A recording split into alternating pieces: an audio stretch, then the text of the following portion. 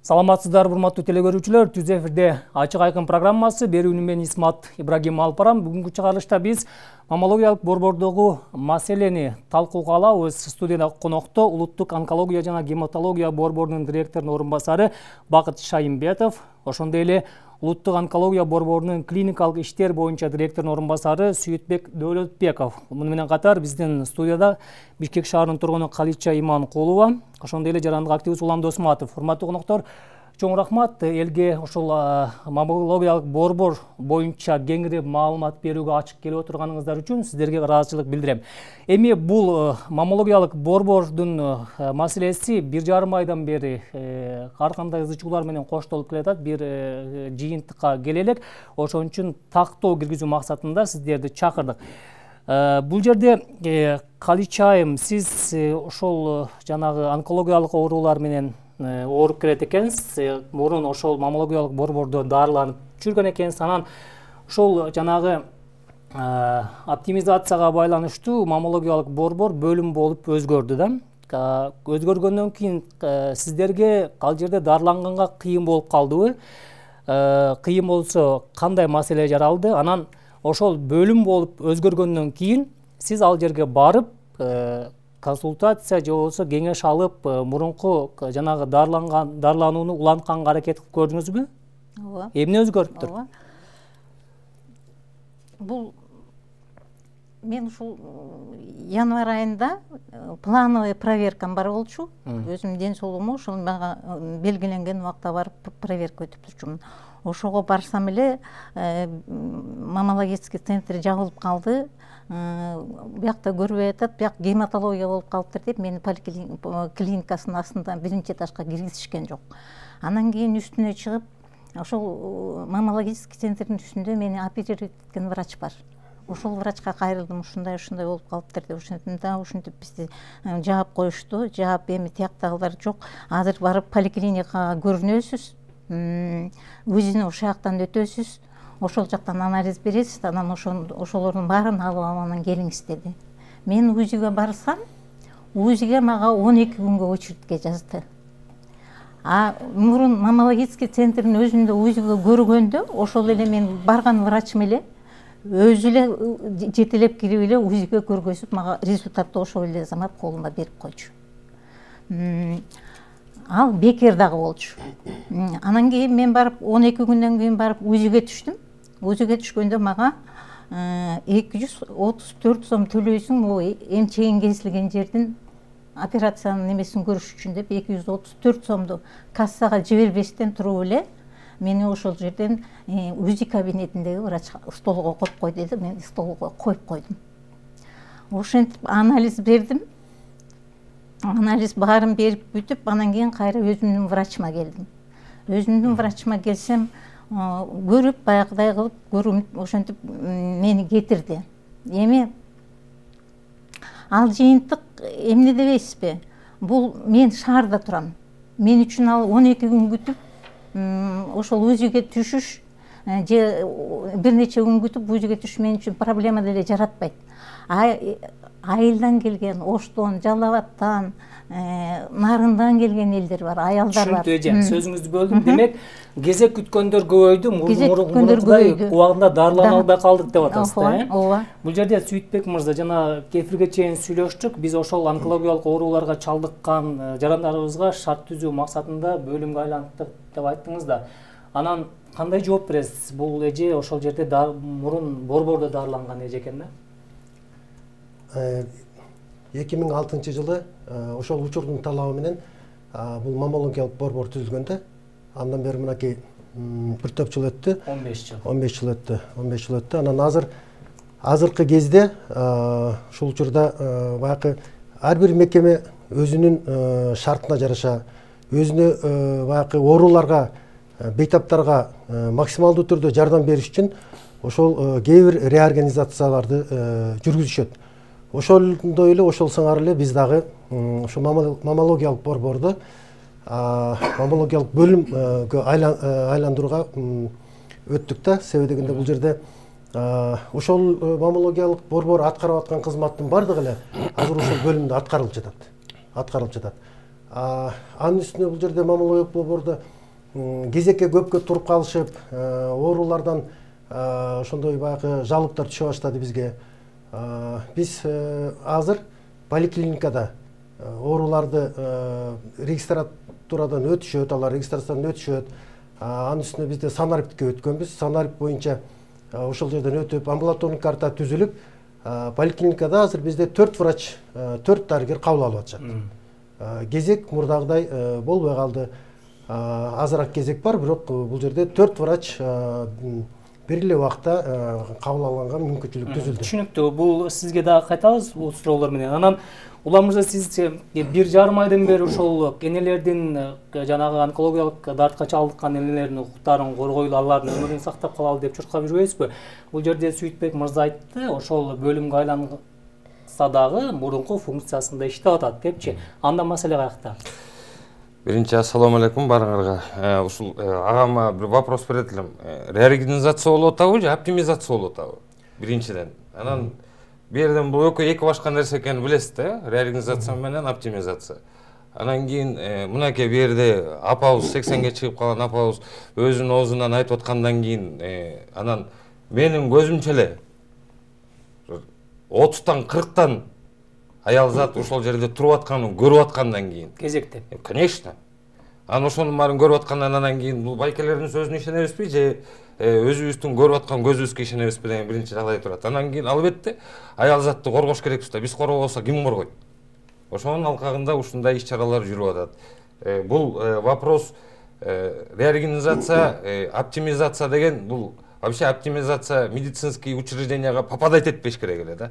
А реорганизация бул улучшение. Наоборот, ошол мекеменин статусун көтөрүү максатында жасалат да. А берде айтып аткан сөздөр менен эки башка жагдай жаралып атат да биякта. Эми бул жерде суроону Бактын мырза сизге берсем, азыр ошол жакшыртабыз деген менен жыйынтык көрбөй жатабыз деп айтып атпайбы бул жакта ооруган бейтаптар? Анан мунун негизги себеби сиз эмне деп ойлойсуз? Себеби буга чейин деле жана ошол маммологиялык борбордун түзгөн дарыгер азыр жумуштан кетпедиби? Алымбаев. Абдылдаев кечиресиздер. Ошол киши жактап чыгарган, ошолор сүрөп чыккан кишилер деген да маалымат жүрөт да. Сиз кандай версияны карманасыз? Мен элем боюнча директордун ордунбасары. Ошондуктан айткан бир 15 жыл мурун положение түзүлгөн да. Вот здесь разъяснительде жазылып, ошондуктан задачасы, основная задача определения и проведения фундаментальных и прикладных научных исследований по приоритетным направлениям диагностики и лечения, именно маммология боюнча. Ну а как и вакта сейчас в общем-то научно-исследовательская работа такое, да? Вот bizde bu центрде bir de научный сотрудник жоқ, чисто практический врачтар, да? Научно-исследовательская работа финансируется Министерством образования и науки. Ошол маммологический центрде вот тем научно-исследовательская работа, утвержденная договором да, Министерства образования, она не проводится, к сожалению. Да? Акча жок бу. Проект жазыш керек. Анан проект өзүнүн порядогу бар да. Ошол проект утверждаться эткенден кийин анан финансирование башталат. Научные исследования. Түшүнүктүү. Калайчы айтсаңыз, сиз канча жылдан бери дарыланып келатасыз? Канча жыл болду? Мен операция болгонума 17-жылы март айында болгон. 4,5 жыл. 4,5 жылдан бери демек сиз ошол маммологиялык борбордо дарыланып келатасыз, э? Азыр мына бөлүм болуп өзгөрдү. Ал жерге барганда мурункудай эле мүмкүнчүлүктөр баары түзүлгөнбү? Жанагы заманбап техникалар ордундабы? Медициналык жабдыктар баары иштеп атабы? Колдонуп атасыздарбы ошону? Жок. Азыр УЗИ деген ал жердеги бизде УЗИ лечащий врачтар УЗИ көргөзүп аткан аппарат ал жерде жок, ал жерде гематология болуп калган. Биз просто барып үстүнө ошол эмеге бөлүмгө, азыркы бөлүмгө, ошол жерде операция жасалат аялдардын эмчегине. Ошол бөлүмгө кирип гана, ошол өзүбүздүн лечащий врачтарга кирип гана көрүнүп атабыз. А бизде тиги поликлиникага барганда ал врачтар поликлиникага барган жок. Менин врачым мисалы үчүн поликлиникада приемда отурбайт. Мен ошол жака барганга, мен азыр барып бүгүн сизге көрүнсөм, эртең дагы башка кишиге көрүнүшүм керек анын үчүн. Бүрсү күнү дагы башка кишиге көрүнүшүм керек. А я заинтересована в чем? Мени операция кылган врач мени чтобы он смотрел.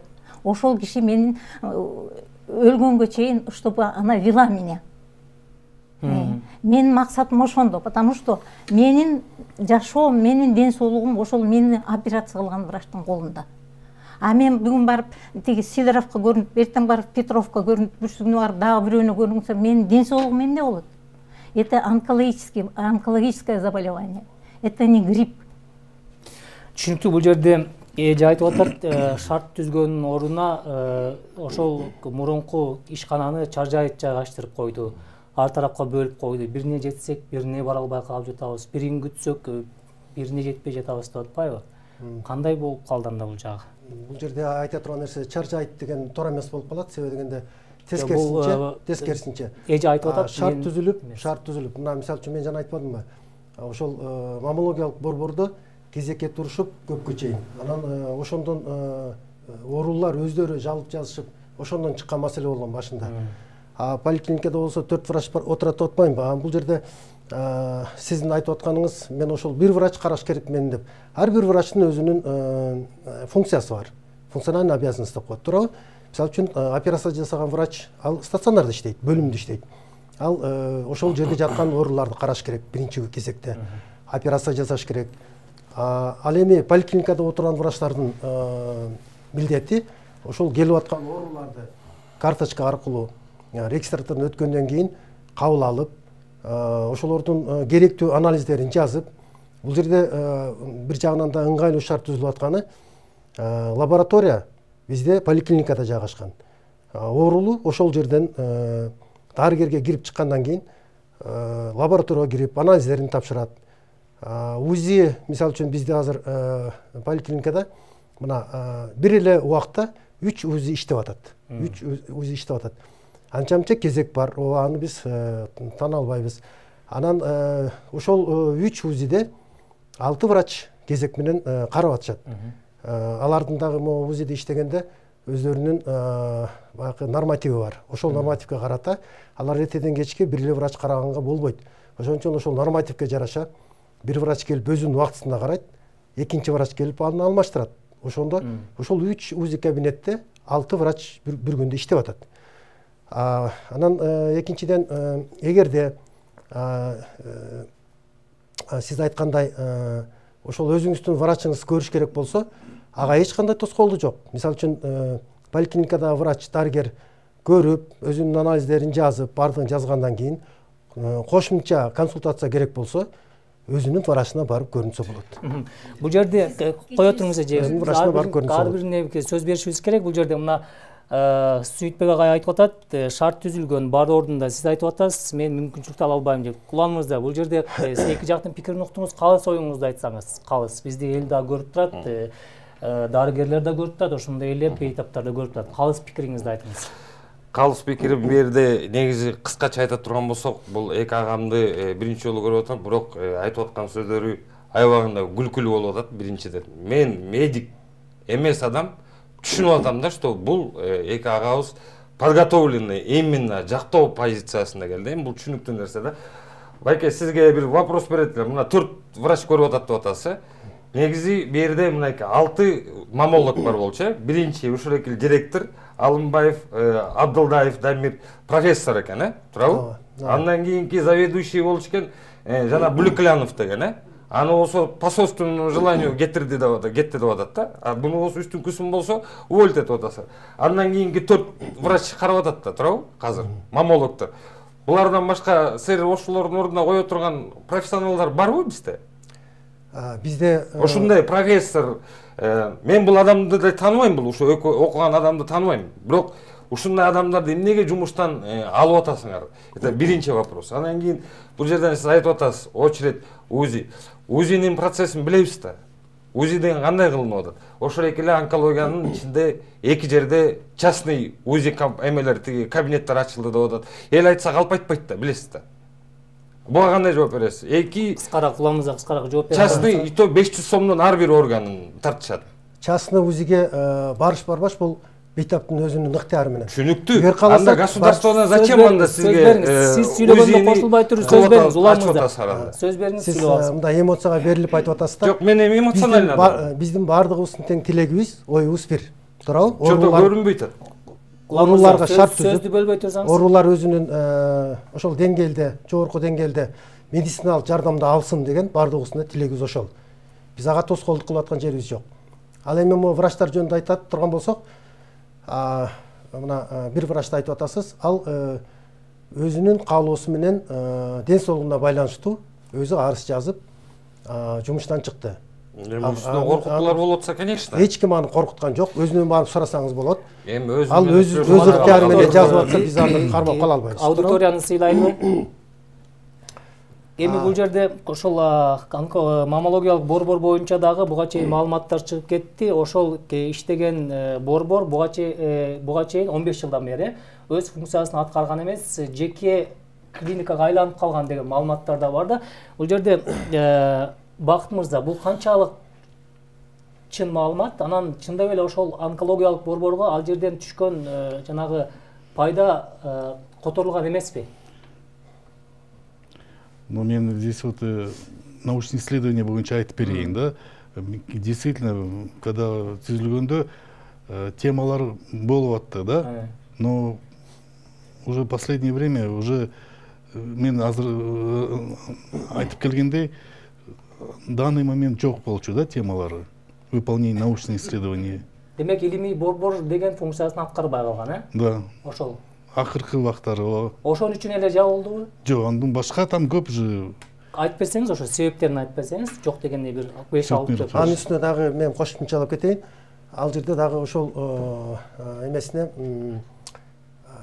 задачасына бул маалымат аналитикалык отдел деп дагы ошондой деп түзүлгөн. Канцер регистр деп коебуз, канцер регистр боюнча. Ал бизде жалпы эле канцер регистр бизде иштеп жатат.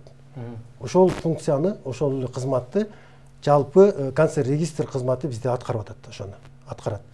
Экинчиси ал жерде хирургиялык маммологиялык бөлүм операционный блок менен деп. Ошол эле бөлүм иштеп атат, ошол эле операциялык блок иштеп атат, ошол элечи. Вот.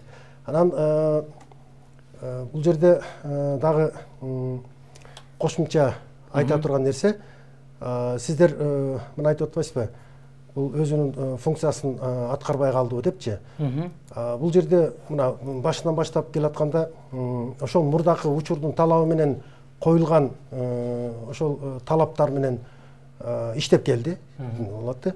Заман өзгөрүп атат баардык нерсе. Азыркы учурдун талабына жараша ушундай өзгөрүүлөрдү жүргүзгөнгө туура келди. Калчыже, сиз айтсаңыз, мына сиз мурун дарыланып жаткан жер жана мен жогоруда белгилеп өткөндөй бир жеке адамдын кызыкчылыгы үчүн түзүлүп медициналык борбор болуп иштеп калган. Анан анын пайдасын онкологиялык борбор көргөн эмес. Көчөгө чыккандарды ошол жанагы жумуштан кеткен дарыгер түрткүлөп чыгарып атат деген дагы маалыматтар бар да. Сиз жооп берип койсоңуз ошого? Жок, ал таптакыр чындыкка дал келбейт. Бизге ал жердеги врачтардын интригасынын кереги жок бизге. Бизге биздин ден соолугубузду карай турган адамдар керек бизге. Ошол центр бизге керек. Ошол центр именно керек бизге, маммологический центр. Биз айтып атпайбызбы жана проблема кандай деп. Очередке 2 жумага турасың УЗИге.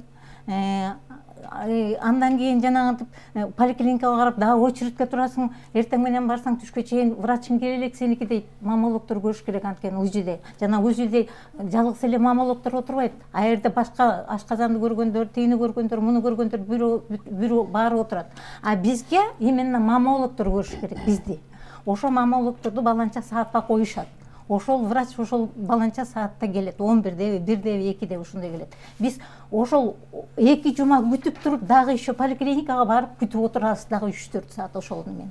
Андан башка күндө барасың, 100 сомдон тиги азыр жанагы эмес компьютерге түшкөн система болот. Күндө барасың, жанагы эме алыш үчүн, карточка алыш үчүн ошол жерге 100 сомдон төлөйсүң. Мурун бекер беле. Мурун бекер болчу. Биз азыркы эч кандай төлөчү эмеспиз. Биз операцияга гана через кассу 12.000-14 000 төлөчүбүз. Через кассу поликлиникага барып операция үчүн гана. А так калганы бүт бекер болчу. УЗИге да бекер түшчүбүз, көрүнгөнүбүз дагы бекер болчу, андай очередь дагы жок болчу. Бул врач киши айтып атат, очередь аябай көп болчу тиги эмеде маммологический центрде. Мен аякта анчалык очередь турса дагы төртөө тең ошол врачтар биринчи этажга түшүп келип 1 саат 2 сааттын ичинде бүт элди көрүп туруп кое бербейчи. Потому что УЗИ да ошол жерде болчу. Тигил жерге УЗИге кабинетке кирип, ошол УЗИ тартып атканда, ошол лечащий врач өзү жанына барып карап турчу ал. Аныктап, Мен жооп берип коеюн ушул суроого дагы. Ар бир мен жана дагы кайталап кетейин. Ар бир врачтын өзүнүн милдети бар. Функциональный обязанность деп коебуз, туурабы? Ошол операция жасаган хирург, дарылаган врач келип алып УЗИден карап, ал анын милдетине кирбейт ал. Себеби дегенде УЗИни жасаш үчүн өзүнчө даярдалган бизде адистер бар. Ошолор караш керек УЗИни. Сиздерди карап аткан ошол адистин бирөөсү азыр отпускада, убактынча, жакында буюрса чыгат, жумушка кайра өзүнүн кызматына кирет. УЗИни дагы өзү карайт. Ал эми ошол сиз айтканда маммологиялык борбор болсо эле мына ошол маселе чечилет деп айтып атасыз да. Сиз мисалы үчүн бул жерде маммологиялык борборбу, маммологиялык бөлүмбү, эң негизгиси бул жерде ооруларды убагында карап, туурабы? Ооруларга ошол дарылаганга шарт түзүп берип, ошол болуп атат да. Ошол эле маселе мына айтып атпайбызбы? Мисалы үчүн айткан жана УЗИ тууралуу айтып атасыз, кабыл алуу тууралуу айтып атасыз. Сиз айтып атасыз, күнүгө келсек күнүгө төлөйбүз деп. Бул жерде күнүгө келбейсиз да сиз текшерүүгө. Сиз мисалы үчүн бир жолу 3 айда келишиңиз мүмкүн, туурабы? Же болбосо 6 айда бир жолу келип текшерилиш. Күнүгө келип эле кайра талон алып текшериле бериштин эмне кереги бар? Качети барбы ошонун? Мисалы үчүн мен бүгүн барып приемго көрүндүм дейин. Мага приемго көрүндүм врачыма. Врач катары сүйлөп атам. Врачыма көрүндүм дейин. Мен дагы медикмин. Врачыма көрүндүм дейин. Мага врач жазып берет. Мен кайсы органымды текшериш керек? Боорумду, өтүмдү, бөйрөгүмдү, жүрөгүмдү баардыгын текшериш керек болот. Мен ошол врачтардын баарынан УЗИден өтүшүм керек болот. Ишо эмчегимди текшерип. Туура, ал ошол бир жолу сизге жолдома берет УЗИге. Эми сиз ушуну оптимизация кылып, ушул бизге окшогон оорулардын жүгүн жеңилдеттим деп ойлоп атсаңыз керек. Бирок сиз мен көргөндү көргөн жоксуз да, мен сезгенди сезген жоксуз. Мен жоон терим менен сезип отурам ошону. Ошон үчүн мен зар какшап, ошон үчүн биз ар кайсы эшикти каккылап, барбаган жерибиз, тешпеген эшигибиз калган жок. Потому что это нам неудобно. Сиз оптимизация менен ушу элдерге, калкка сонун тиги условия түзүп койдук деп ойлоп атасыз. Жок, андай эмес. Тескерисинче, сиз наоборот биздин жүктү көбөйттүңүз. Мы и так нервные люди, мы и так больные люди. Ошого азыр минуточку, я закончу. Ошонун жүгүбүздү жеңилдетпектиз, кайра бизди санаага салдыңыз, кайра бизди кыйынчылыкка алып келдиңиз. Бул жерде Бакыт мырзага суроо берейин. Ошол мурунку бойдон эле иштей берсе болбойт беле? Ошол мурунку жана калыптанып калган системасында иштей берсе болбойт беле? Анткени 15 жылдан бери келаткан экен да. Эмне үчүн быйыл өзгөрткөнгө туура келди? Эмне үчүн мындай кадамдарга барыш керек болду? Ошол азыр бейтаптардын нааразылыгын айтып атам да мен.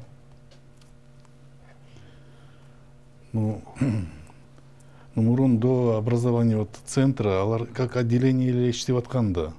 Такие же функцияларды аткарып. Ну, цель, конечно, была очень хорошая, вот, когда был маммологический центр, но, к сожалению, не все функции они начали выполнять. Азыр эми ошолор жакшыланып атабы ошол функциялар азыр?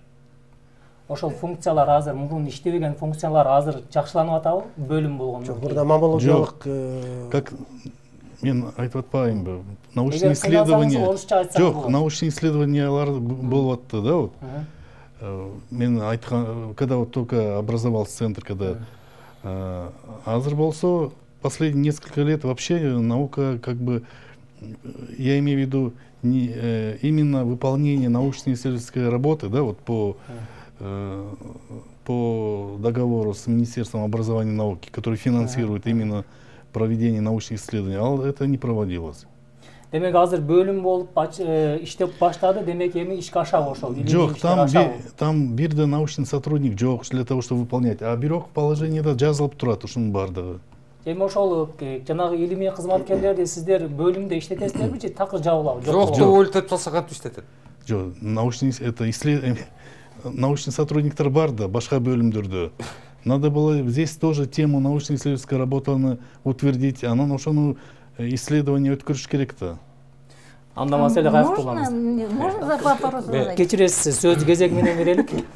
Мен бул азыр байкелерибиздин айтып аткан сөздөрүн угуп эле жанатан бери мен ачык сөз айтайын, элдер жаман көрбөсүн, күлкүм келип атат эми, бирок бир нерсени айта кетейин. Бул врачтардын баары тең профессионалдардын баары жумуштан алып атса анан каякта? Анан кийин экинчиден эки эле дарыгер алынып турбу. Бул экөө тең высший тиги врачтар высший категория. Мындай врачтар бирөө да жок экен да, мен угушум боюнча.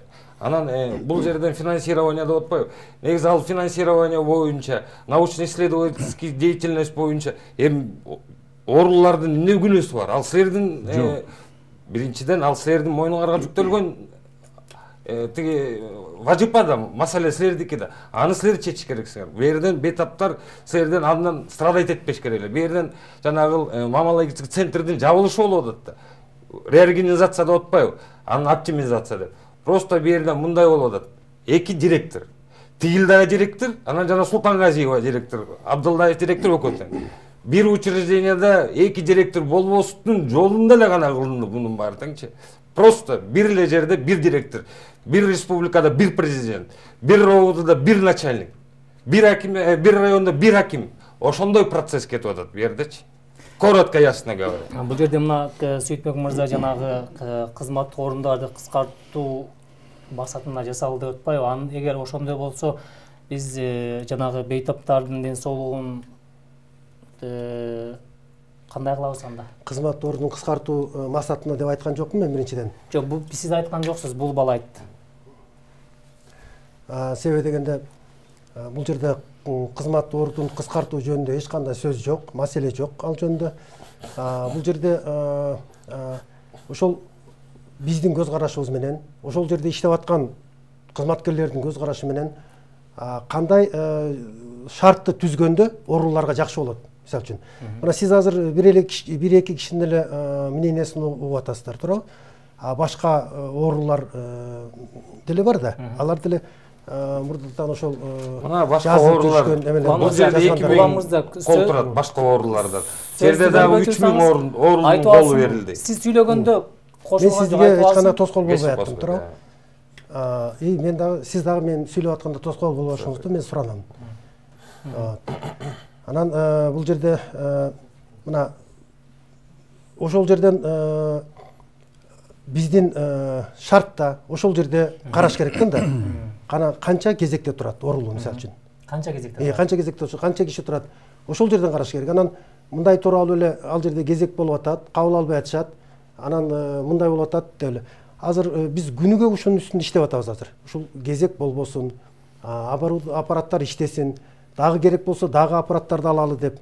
Азыркы күндө бизде дарылоо боюнча жаңы аппараттар алган. Ушул маалымат, массалык маалымат каражаттарынан деле угуп атасыздар. Нур берүү, нур менен дарылоо аппараттары мисалы үчүн бизде жаңы коюлган. Ошолор менен дарылап жатабыз азыр. Азыр бардыгы иштеп жатат. Бардыгы иштеп жатат.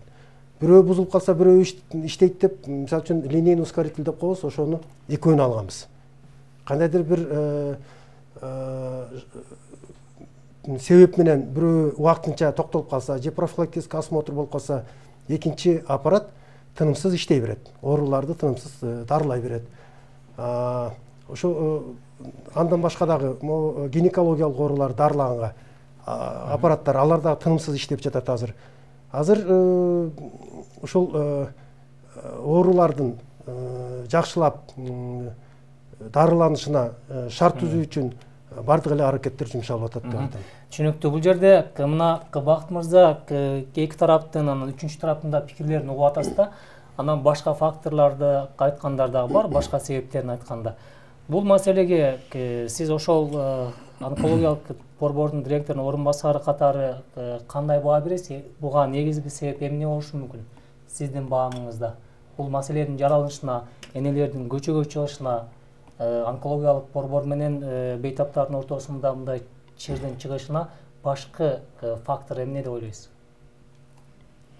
Ну, бияқта только вот выполнение функциональной обязанностьтарды или?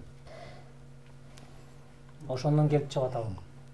Ну, андан тоже, ну и башка причиналар, вот азыр эле Сүйтбек Муратбекович айтып бербеди ушунун баардыгын.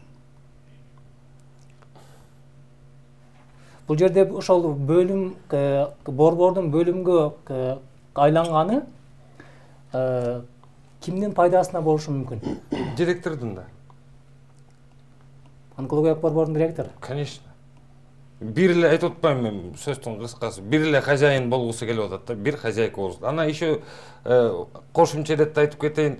20 жылдан бери мен ал эжеге деле бир кастыгым жок мындай. Ал эжени деле мен тааныбайм, бир эле жолу көрдүм баягы. Бирок андай эженин зам министрди көзгө илбеген, ошол маалда зам министрдин айткан сөзүнө каяша айткан директор анан кийин мындан эмнени күтсө болот?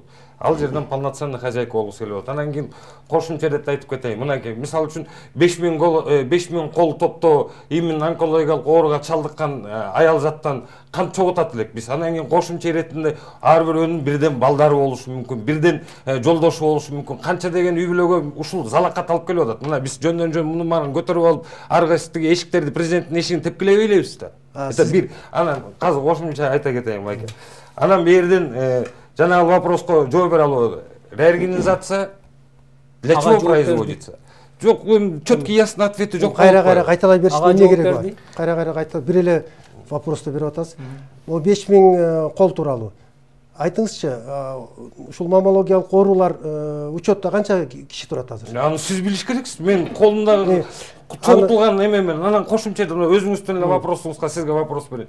Кандай ошол учетту жүргүзүп атасың? Онкологиялык оорулар боюнча, балдардын онкологиясы боюнча, вообще центр. Статистикага кандай алып жүрүп атасыңар? Жанагы болочок жаңы төрөлгөн балдар апластический анемия деген оору менен да чалдыгып ооруп атат. Билесизби, канча оору оорулуп атат? Мен ошол жаатында да кичине болсо да ой жүгүрүп жүрөм да. Анан эмнеден чыгып атат бул онкологиялык оорулар боюнча? Аны силер изилдеп чыгыш керексиңер. Кыскараак. Могу кол тууралуу. Мына сиз айтып атасыз 5000 кол депчи. Азыркы кезде учетто 5050 оорулуу турат. Анан ар бир оорулуу келип кол койду. Мына кааласаңыз алып туруп бир номерин алып туруп чалып көрүңүз да, мага ишенбесеңиз. Мен 5000 кол, мына могул жерде 1400 кол турат. Жака дагы 3000 кол топтолду. Эми 4500 да, 5000 деп коюп турмун. Но бирок чалып көргүлө мынакей. Мен эми муну жөнүндө көтөрүп жүрөт деп ойлоп атасыңар. Любойун алгыла да мына чалып туруп сүйлөшкүлө. Фамилия, аты, жөнү, номер телефона есть. Бул маселе боюнча мындай да, статистика боюнча жалпы эле онкологиялык оорулар бизде Кыргызстанда 27500, 25600 оорулуу учетто турат. 27500 оорулуу учетто турат. Анан баягы ушул оорулар ар бир, мисалы үчүн локализация боюнча, мисалы үчүн ашказан оору боюнча, же өпкөнүн же ошол көкүрөк безинин оорусу боюнча өзүнчө бир такталып статистикалык бүт маалыматтар бизде дайыма болуп турат. Ошол жыл сайын ошол маалыматтарды топтоп, ошону жаңылап турабыз. Азыркы күндө ошол көкүрөк без оору боюнча 5050 оорулуу учетто турат. Ал эми жылына Кыргызстан боюнча. Ал эми жылына биринчи учетко алынган оорулар 600дөн ашыгыраак болот. Мына былтыр 626 оорулуу учетко алынган. Ошол учетко алынган оорулардан дагы биз баягы бир жылдын ичинде канча оорулуу каза болот, канча оорулуу дарыланат, ошол бүт статистикалык маалыматтар бардыгы бар бизде. Анан могу учетко алынып атканда көбүнчө бул көйгөйлүү маселелердин бири көбүнчө оору өтүп баратканда кайрылып ошондой келип атышат да. Мисалы үчүн бул жерде ошол биринчи алынган оорулардын бир 38-40% бул ошол баягы оору өтүшүп бараткан кезинде келгендер да. Бул 3-чү жана 4-чү стадия деп коебуз. Негизи бул көкүрөк без оорусунда 3-чү стадиядагы бул уже запущенный болуп эсептелет. Уже өтүшүп бараткан оору деп эсептелет. Кечиресиз, сөзүңүздү бөлдүм. Бүгүн мына ушул энелер өкмөттүн мүчөсү Эдил Байсаловго барып жолукту. Ал киши ушул 3000ден ашык киши демек бул чечимге каршы болуп атса, анда бул элге каршы кабыл алынган чечим деп айтты да. Бакыт мырза, мындан кийин кандай кадамдарга барасыздар эми? Ну, вот былтыр атайын стратегия по профилактике, ранней диагностике злокачественного образования, да, вот бекитилди Минздравдын буйругу менен. Анан ошондо атайын ну, вот именно вот аялдардын заболевания, рак молочной железы, анан рак шейки матки, основные приоритетные направления алынды да, ушул эки локализация. И азыр иш-чара жүрүп атат. Как раз вот скрининговые исследования өткөрөлү деп, ранняя диагностика болсун, биринчи, экинчи стадияда, что выявление болсун да. По первичный звенолорду уже окутабыз, окутуп атышат, ну, пилотный проекттер жүрүп атат в некоторых райондордо именно по ранней диагностике. Вот, с участием, ну, международных, швейцарский фонд жардам берип атты, да, вот как раз, значит, фонд Агахана тоже ушул боюнча иш жүрүп, ну, биз менен кошо жүргүзүп атышат. Демек ушул бөлүм боюнча калат, ошол бойдон. Азыр сиздер көз көргөн бойдон калат, мындан кийин уже өзгөрбөйт башка. Буйрук чыккан да. Ошол бойдон калат. Мына дарыгерлердин пикирин уктуңуз, Калич айым, мына азыр эми ошол мындан кийин ошол ишкананын жанагы мекеменин шарттары оңолот деп ишенесизби? Барып дарыланасызбы? Кантип? Мен могу я ли вопрос задать? Бериңиз, кыскараак бериңиз. Ушул сиз оптимизация дейсизби, реорганизация дейсизби, иши кылып ушул маммологический центрди жаап коюп, отделение кылып койсок эле, баардык иш жайында болуп эле бизге ушундай жакшы көңүл бурулуп калат деп сиз өзүңүздүн оюңузда ушундай ойлойсузбу? Биздин баардыгыбыздын эле оюбуз, мисалы үчүн баарыбыз эле ошондой жакшы шарттарды түзүү, оорулар үчүн ыңгайлуу шарт, ыңгайлуу дарыланганга мүмкүнчүлүк болсун деп эле баарыбыз эле ошону каалайбыз да. Эмелеки мен айткан көйгөйлөр сиз биз үчүн ыңгайлуу деп эсептейсизби? Ыңгайлуубузду ушуларды жыргатып койдум деп эсептейсизби? Бул жерде эми жыргатып деген сөздөрдү колдонгон менимче мүмкүн эмес бул жерде. Негизи эмоция калтырбайбы? Негизи бул жерде мен айтып атпаймынбы?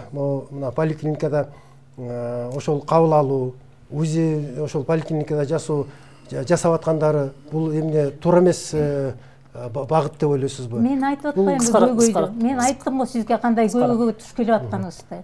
Анан кийин еще один. Кыскараак ажы.